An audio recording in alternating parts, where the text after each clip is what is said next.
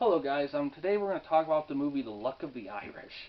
This one came out in 2001. It's about TVG. It's an hour 26 long. It has 6.2 out of 10 on IMDb with about 6,600-ish user votes.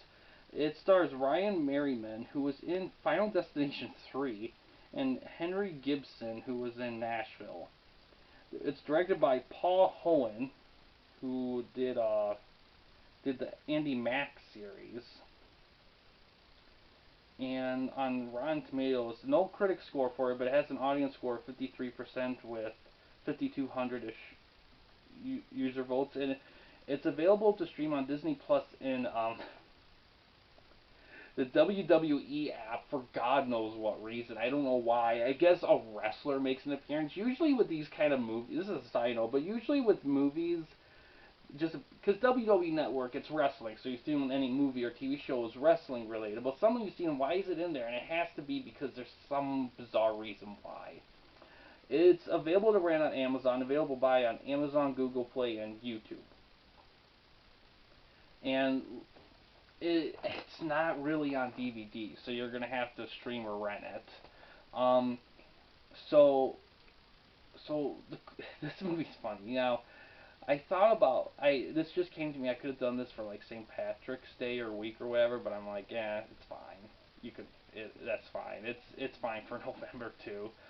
Um, but yeah, so basically, what this movie's about. It's this kid, basketball player, high school basketball player kid. He has like all the luck. He's doing all great, and then one thing leads to another. It goes on a journey where he has to, because he wants to know who he is, like his heritage. Now, when this movie came out, the goal of it was to um, give a good shout out to like being proud of your heritage.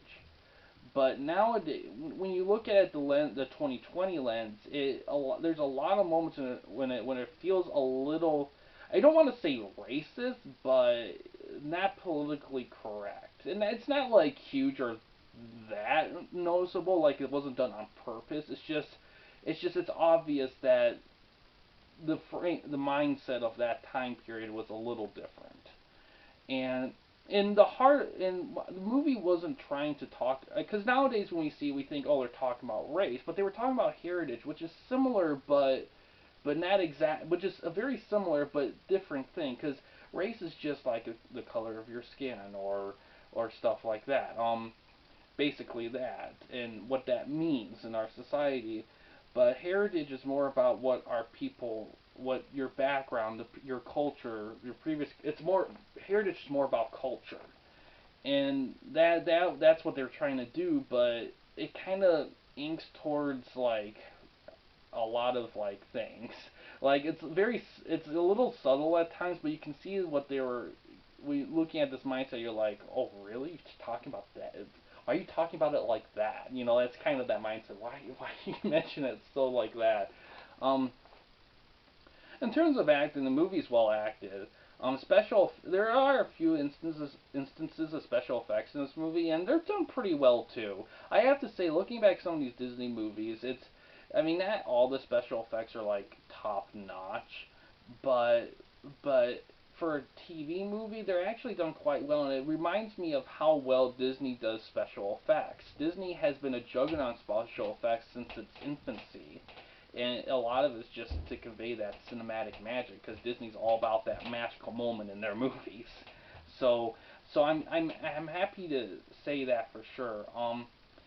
Any negatives? Well, like I said, some of the dialogue could have been written a little better.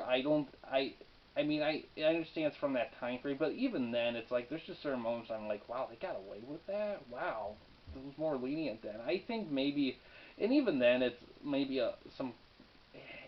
I think it could have been written a little bit. I do like the story. I give them credit for trying to tackle something like heritage, like something like that. I think was more common back then, but nowadays nowadays the big topic's really race, and heritage itself doesn't really come ahead of it, or it's usually tied into it, but I like to think of it kind of, it could be its own thing, and this movie focuses on that more than the other, and I think that's why it's a little jarring for that. But yeah, there is. I do like it. I think it could have been, like I said, tweaked a little bit more, but it has some decent funny moments. The writing does have its charm, um, and it does have heart, but is it the best? I think Don't Look Under the Bed's probably a little better. It's just more that one was just more ambitious, and I think a little bit better written. This one I feel like just kind of this one kind of needed a touch more polish, not a lot, just a little. Um, but yeah, but everything about it's well done. It's directed nicely. The acting's great. The writing could have been tweaked a little bit. Um, but yeah, technically speaking, for the most part, it's a pretty sound movie. Now, in terms of I caution, I will say that keep in mind, like I said about the mindset of that time. But given how some people talk and what some people say, and how they say it and everything, some people could see this movie as maybe a tiny bit offensive, but I'm not going to speak for it because everyone's reaction to it's going to be different. It's based on who you are, what your background is, and what you've experienced. But a movie like this, when it tackles that kind of stuff from way back when, almost 20 years ago, there's going to be moments you're going to be like, whoa. There might be a few moments where you have that. I know I had one or two. I'm like, oh wow, where'd that come from, or some shit like that. It's just something to keep in mind. But I do recommend checking it out. I know it's technically a St. Patrick's Day movie, but personally, I kind of like. I think if you see it like during like Thanksgiving or something like that, I kind of think it could work a little bit. Another thing of importance, a side topic. This was actually the highest when this movie like kind of premiered or first came out, it was one of it's I think it was like the highest ever in the history, and it kind of gave it life to be aired like every St. Patrick's Day. So it is a pretty popular one, but I don't think it's the best one. It's one of the better ones for sure, but I think Don't Look Under Bed's still the best.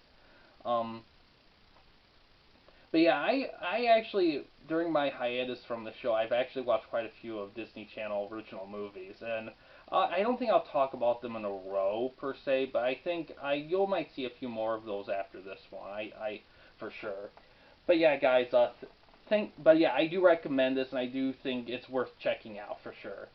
But yeah, guys, thanks for watching. In case you want to chat with me, Mike, or anyone else at the Campy Company, you don't want to use the YouTube comment section. We do have a couple options. The first is we have a Discord channel, and you can find a link to that in an about page / about section of our YouTube channel. And we also have a discussion tab, which you can access through a PC or a laptop.